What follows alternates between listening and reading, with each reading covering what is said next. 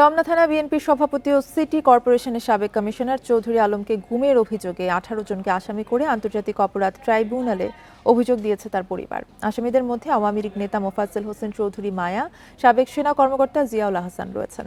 এই ঈদে জামা জুতো অ্যাক্সেসরিজের ডিসকাউন্ট।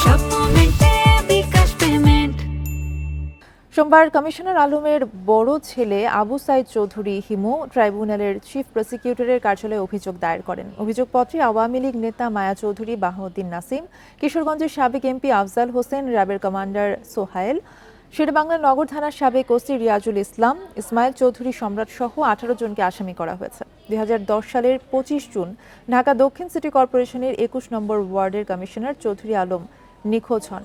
সে সময় তার পরিবার শেরেবাংলা নগর থানায় অপহরণের মামলা করে।